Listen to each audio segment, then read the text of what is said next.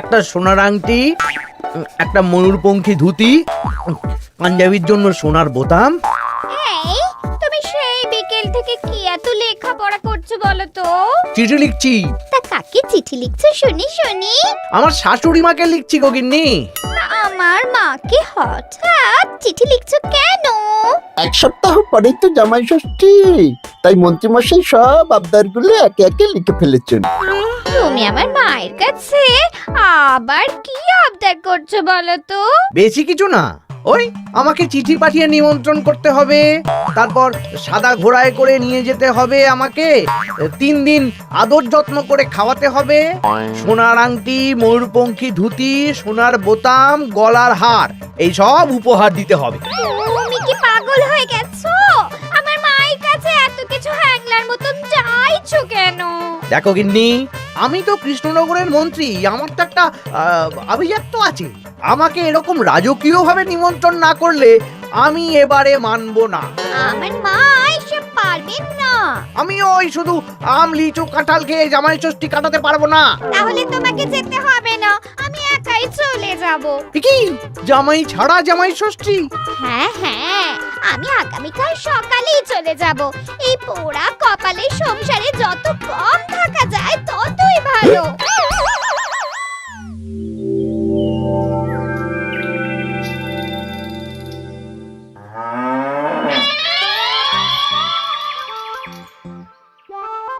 এই চলো চলো চলো চলো।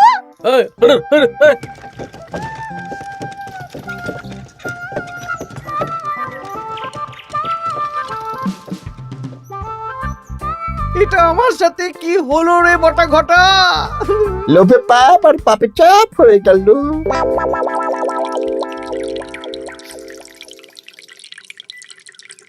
বাহ বাহ, আজ সবাইকেই বেশ খুশি খুশি দেখাচ্ছে। সামনেই তো সবাই শ্বশুর বাড়ি খেতে যাবে, তাই মুখে এত হাসি খুশি ভাব মহারাজ। হ্যাঁ, পরের সপ্তাহেই তো জামাই ষষ্ঠী। তা মন্ত্রী, তোমার কি খবর? আমারও ভালোই খবর। তুমি এত চুপচাপ কেন? আমার জন্য তো আমার শাশুড়ি মা এলাহি আয়োজন করেন, এবারেও নিশ্চয়ই করছেন। কিন্তু গিন্নিমাকে যে দেখলাম আজকেই আপনার শ্বশুর বাড়ি চলে গেলেন, মুখটাও কেমন ভার ভার ছিল। আপনার সাথে ঝগড়া হয়েছে নাকি? এই না না, ঝগড়া কেন করতে যাব? আমি তো গিন্নির সাথে মিষ্টি সুরে কথা বলি। তা গোপাল, তোমার কি খবর? আমার আর কি মহারাজ, এখন তো আর আমি জামাই ষষ্ঠী যাই না, আমাদের নিজেদের মেয়ে জামাই আছে, তাদের নিয়েই ব্যস্ত থাকি। ও, তাই এবারে তারা আসছে তো? হ্যাঁ, আমার গিন্নি তো তাদের জন্য অনেক ভাবনা চিন্তা করে রেখেছে। ওই আম, কাঁঠাল, লিচু তো আছেই, তার সাথে ওই ইলিশ মাছ, কাতলা মাছ, 5 রকমের সবজি, 2 রকমের ডাল, আরো কত কি। বাবা বাবা, বেশ বেশ, তাহলে তোমাদের সবার জামাই ষষ্ঠীতে ছুটি থাকবে। সব কেনাকাটা করতে হবে তো।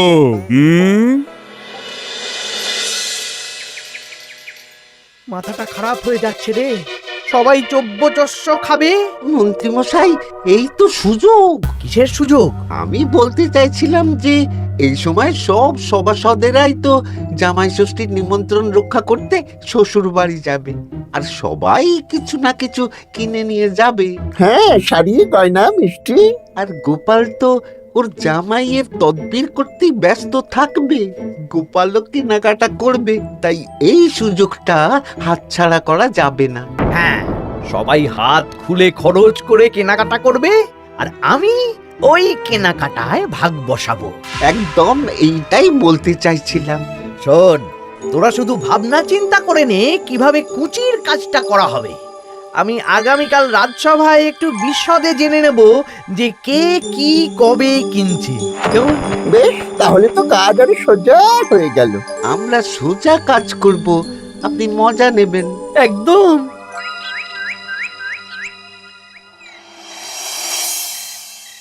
এই কি বলছি শোনো না। মুখ চলছে, কান খোলা, বলে ফেলো। আমি আমাদের জামাইয়ের জন্য একটা আংটি আর মেয়ের জন্য একটা নাক ছাবি বায়না করে এসেছি। হ্যাঁ, মানে মানে তুমি আগামীকাল সন্ধ্যাবেলা দাম মিটিয়ে দিয়ে ওগুলো নিয়ে আসবে, কেমন? ওরে বাবারে কি হলো গো? ষাট ষাট কি হলো?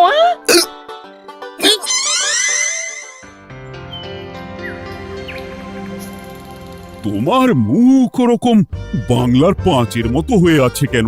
আর বলবেন না মহারাজ, গিন্নি আমাদের মেয়ে জামাইয়ের জন্য একটা আংটি আর একটা নাক ছাবি বায়না করে এসেছে। আজ সন্ধেবেলা আবার সেগুলো নিয়ে আসতে হবে। গোপাল তাই খরচের ভয়ে পাগল হয়ে যাচ্ছে।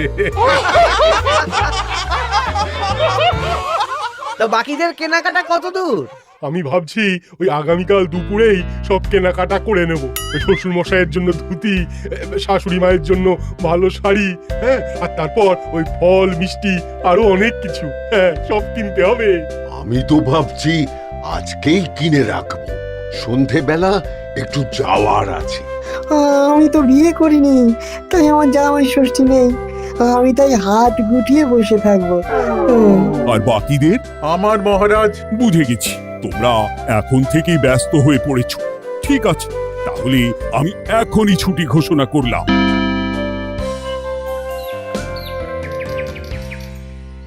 আরে আমার আজকের ভাগ্যটা এতটাই চওড়া যে রাজসভায় শুরুতেই ওই আলোচনা শুরু হয়ে গেল।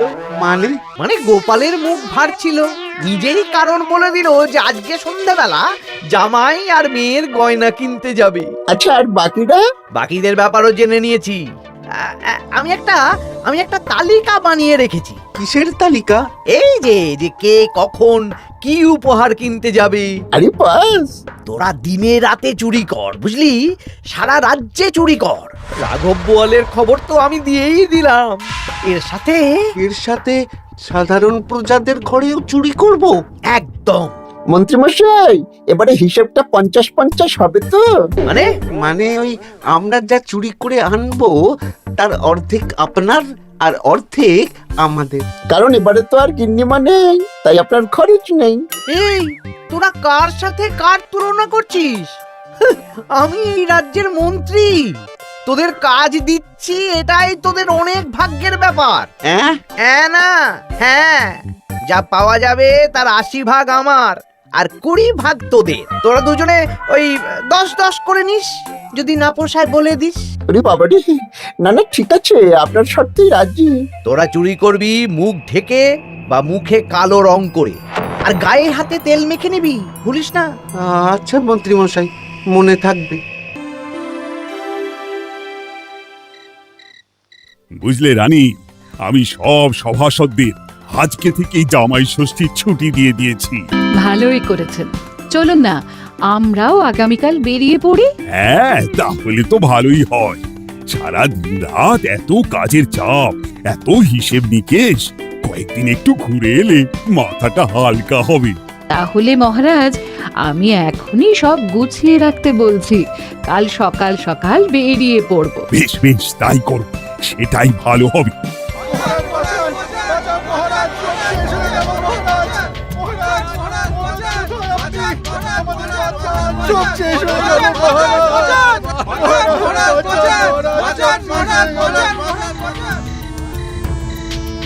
আমি তো আমার শ্বশুরের জন্য একটা পাঞ্জাবি কিনে এনেছিলাম। জানলা দিয়ে চোর শিখ বাড়িয়ে ওই নতুন পাঞ্জাবি চুরি করে নিয়ে পালিয়েছে। আমিও একটু আগে ওই দুটো থলে নিয়ে কেনাকাটা করে ফিরছিলাম, তারপর দেখি দুদিক থেকে দুটো কালো মতন মুখের লোক এলো আর ছোঁ করে আমার হাত থেকে দুটো থলে নিয়ে পালালো। ছি ছি সেনাপতি, তুমি না আমাদের রাজ্যের সেনাপতি, আর তোমার হাত থেকে চুরি হয়ে গেল? দুটো চোরকে ধরতে পারলে না? অনেকক্ষণ ছুটে একটা চোরকে ধরে ফেলেছিলাম মহারাজ, কিন্তু ওর হাতে এত তেল মাখানো ছিল যে যেই হাতটা ধরি অমনি পিছলে পালিয়ে যায়। মহারাজ, আমার তো বাড়ি থেকে দুটো পাতা কাঁঠাল নিয়ে পালিয়েছে, সাথে একটা রূপোর বাটি। ভেবেছিলাম এই বছর জামাইকে রূপোর বাটিতে পায়েস খাওয়াবো, কিন্তু সর্বনাশ হয়ে গেল। বলো কি? আমি তো ভাবছিলাম কালকেই নিজের শ্বশুর বাড়ি চলে যাব, কিন্তু এই পরিস্থিতিতে কি করে আর যাব বলো তো? শোনো সেনাপতি, সবাইকে বলে দেবে আগামীকাল রাজসভায় আসতে, আর রাজ্যে সুরক্ষার ব্যবস্থাও বাড়িয়ে দাও। আচ্ছা মহারাজ। বলি দামটা আর একটু কমাও না। না না না, এর চেয়ে কমে দিতে পারবো না। তুমি যা বলছো তাতে শুধু আংটি হবে, কিন্তু নাক ছাবি হবে না। আরে বাবা, আমার এখন হাত টান অবস্থা, তুমি বোঝার চেষ্টা করো। এক কাজ করো, আমাকে আমাকে তুমি ধারে দিয়ে দাও। আমার কাছে গয়না কেনার একটাই মূল মন্ত্র, আজ নগদ কাল ধার। হয় নগদ দাও, নইলে খালি হাতে যেতে হবে। বেশ, আমি তাহলে কালকেই আসবো, ধারে নিয়ে যাব। হ্যাঁ, বাবা রে বাবা, কি শেয়ানা বুদ্ধি! উফ!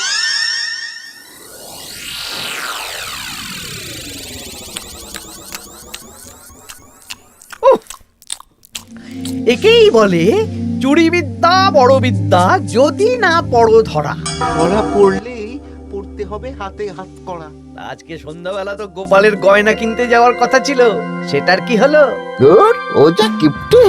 ও বলছে ধারে গয়না দিন। আমি তো সাকরার দোকানের বাইরে ঠাই দাঁড়িয়েছিলাম। গোপাল খালি হাতে বাড়ি গেল, আর আমিও খালি হাতে চলে এলাম। গোপালের এই চওড়া কপাল। কিন্তু সুযোগ একবার পেলে আমরা হাতছাড়া করব না। হ্যাঁ, তোমাকে যে এত করে বললাম সন্ধেবেলা জামাইয়ের আংটি আর মেয়ের নাক চাবিটা নিয়ে এসো, তা কথা কানে যায়নি নাকি? ও শেখ রাজা দাম চাইলো, তা শুনেই আমার মাথা খারাপ হয়ে গেল। মানেটা কি? শেখরা বলেছে আজ নগদ কাল ধার, তাই আমি কালকে ধারে নিয়ে আসবো। ওহ, তোমাকে নিয়ে আর পারি না। হ্যাঁ, মেলা কথা না বলে খেতে দাও দেখি।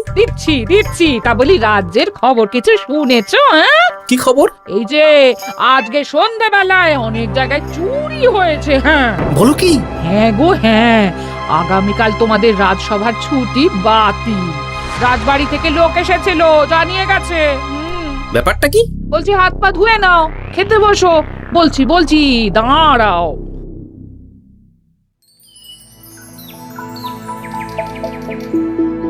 রাজ্যে এতগুলো লোকের বাড়ি থেকে চুরি হয়ে গেল। ভগবানের অশেষ করুণা মহারাজ, আমার বাড়ি থেকে এখনো চুরি হয়নি। হয়নি তো কি হয়েছে, হবে। তোমার বাড়িতেও চুরি হবে। বাবা, মন্ত্রীমশাই, আপনি কি আগে থেকেই জানেন নাকি যে আমার বাড়িতেও চুরি হবে? তা চোর কি আপনার মাস্তুতো ভাই নাকি? কি মন্ত্রী, তুমি কি চোরকে চেনো? সত্যি মন্ত্রীমশাই, আপনি চেনেন? চেনেন? না মানে এই চিনি না আসলে, ইয়ে করলাম, মানে আন্দাজ করলাম। কোন যুক্তিতে আন্দাজ করলেন মন্ত্রীমশাই? না আসলে যারা যারা এই বছর জামাই ষষ্ঠীতে যাচ্ছে বা জামাই আদরের আয়োজন করেছে, চোর বেছে বেছে তাদেরই চুরি করছে তো, তাই আর কি। ও, বুঝেছি। এটার সাথে মন্ত্রীমশাইয়ের একটা যোগ থাকলেও থাকতে পারে। আচ্ছা, যে জন্য তোমাদের ডাকা, তোমাদের যে দীর্ঘকালীন জামাই ষষ্ঠী উপলক্ষে ছুটি দিয়েছিলাম, সেটা বাতিল করে শুধুমাত্র জামাই ষষ্ঠীর আগের দিন থেকে জামাই ষষ্ঠীর পরের দিন পর্যন্ত ছুটি থাকবে। আচ্ছা মহারাজ। আর সবাই একটু সাবধানে থেকো, দিনকাল খুব খারাপ। মন্ত্রীমশাই অত জোর দিয়ে কেন বললেন কথাটা? ব্যাপারটা ভেবে চিনতে দেখতে হবে।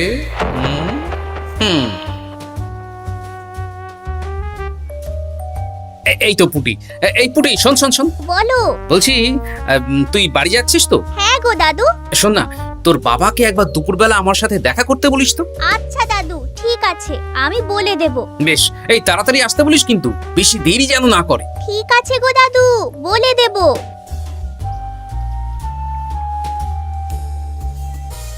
এবারে বিজ্ঞানীর বাড়ি একবার যেতে হবে। এটাই কাজ হবে তো বিজ্ঞানী? আলবাত হবে। এই হলো আমার আবিষ্কৃত বিশেষ চুলকানি চূর্ণ। একবার লাগলে 10 ঘন্টা চুলকবে। ঠিক আছে।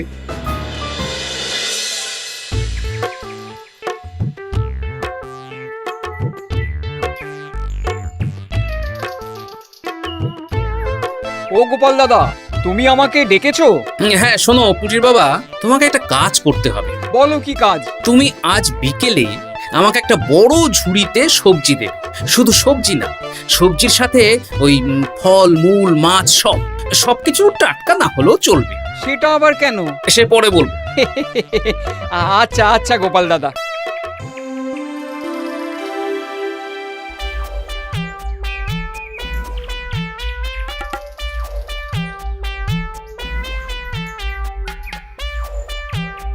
বাবা, পুটির বাবা এত শাক সবজি ফল নিয়ে বাড়ি যাচ্ছ নাকি? না না, গোপাল দাদার বাড়ি যাচ্ছি। জামাই ষষ্ঠীর এলাহি আয়োজন করেছে তো। ও তাই তো, তাই তো। বেশ বেশ, যাও যাও যাও।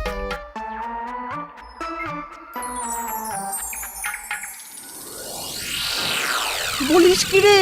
হ্যাঁ, নিজের চোখে আমরা দেখে এলাম।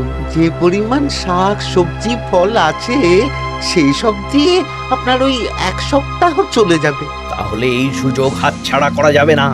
আজকে ওঁত পেতে থাকবি, কোন রকম সুযোগ পেলেই নিয়ে আসবি। আচ্ছা মন্ত্রী মশাই।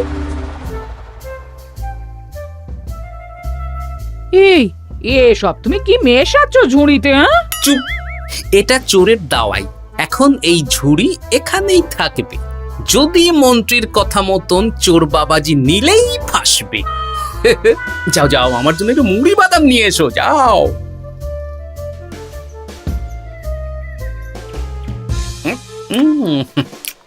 আহা, মুড়ির কি স্বাদ!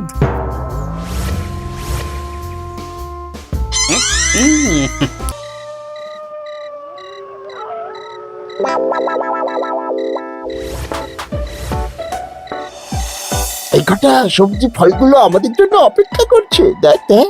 এ তো দারুণ সুযোগ। দরজা জানালা ভাঙার, শীত কাটার কোনো ব্যাপার নেই। ঠিক, তাহলে আর দেরি কেন, চল।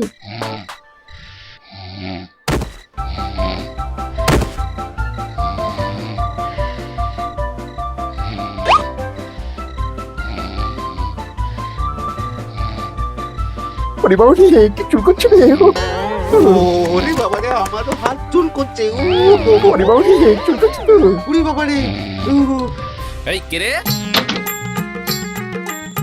এই সেরেছে, গোপাল চলে এসেছে। আর পালানোর পথ নেই। এবার আমরা কোথায় যাব? কোথাও যেতে পারবি না। সারা রাত এই উঠোনেই গোল গোল করে ঘুরতে থাক।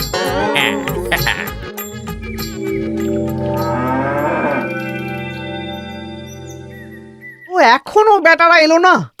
ওরা ধরা পড়ে গেল না তো? ধরা পড়ে আমার নাম বলেনি তো? না না, আজ আর রাজসভায় যাব না। বলবো বলবো আমার শরীর খারাপ, আমি চুরির কিচ্ছু জানি না।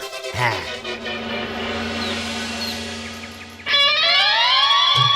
শুধু মন্ত্রী আসেনি। মন্ত্রীমশাই ভয়ে আসেননি মহারাজ। মানে মন্ত্রীমশাইয়ের 2 বিষাক্ত হাত ধরা পড়ে গেছে। এরা দুজনে মন্ত্রীমশাইয়ের নির্দেশে সবার বাড়ি বাড়ি চুরি করেছে, ছিনতাই করেছে। তাহলে আর দেরি কেন, চলুন মন্ত্রীকে ধরে আনি। এ না হয় ধরবেন, কিন্তু উনি যদি অস্বীকার করেন, কারণ চুরির সময় উনি তো উপস্থিত ছিলেন না, যদি বটা ঘটার কথা অস্বীকার করেন। সে ভাবনাও আমার ভাবা আছে। শোন বটা ঘটা, এই তো ভালো বুদ্ধি, চলো সবাই।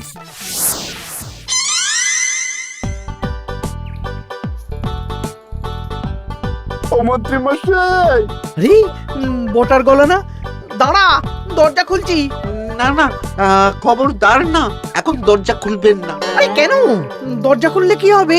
বলছি তো খুলবেন না, আমরা এখান থেকেই কথা বলবো। তোদের চিন্তায় আমি পাগল হয়ে যাচ্ছিলাম। তোদের যে গতকাল সন্ধ্যাবেলা গোপালের বাড়িতে চুরি করতে পাঠালাম, সেটার কি হলো? সেটা আমি পরে বলবো। আগে বলুন, আপনি আজ রাজসভায় যাননি কেন? আরে ভয়ে ভয়ে, আমি ভাবলাম তোরা ধরা পড়ে গেছিস। এবার আপনি দরজা খুললেই দেখতে পাবেন আমরা কি এনেছি। একবার বলে দরজা খুলুন, একবার বলে খুলবেন না। কি হচ্ছেটা কি বটা? এ কি? মন্ত্রী, তাহলে তুমি সেই চোরের মাথা? মানে মাস্তুতো ভাই, আমার চালে সব নিজের মুখেই স্বীকার করে নিলেন, আর কিছু না বললেও হবে। না না না না না না। আরে ওই তো আমার চুরি যাওয়া জিনিস। ওই তো, ওই তো আমার শ্বশুর মশাইয়ের গিলে করা পাঞ্জাবি। সেনাপতি, মন্ত্রীকে আর বটা ঘটাকে কারাগারে নিয়ে গিয়ে আচ্ছা সে ধোলাই দাও। একদম মেরে জামাই আদর করব। চলুন। আবার ধরা পড়ে গেলাম। এবার সবার ছুটি, যাও যাও আনন্দ করো, খাও আর খাওয়াও।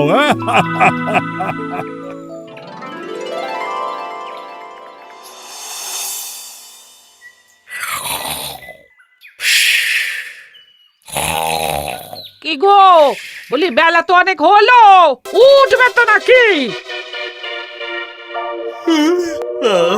কাল সারা রাত যা ধকল গেছে, তাই একটু বেশি ঘুমিয়ে পড়েছিলাম। বলি ধকল আবার কি? দিব্যি তো ঘুমাচ্ছিলে। সেটা তুমি বুঝলে তো হয়েই যেত গিন্নি। আসলে সামনেই তো জামাই ষষ্ঠী, তার উপর তুমি যা আয়োজন করেছো, সেটার ধকলেই স্বপ্ন দেখছিলাম আর কি।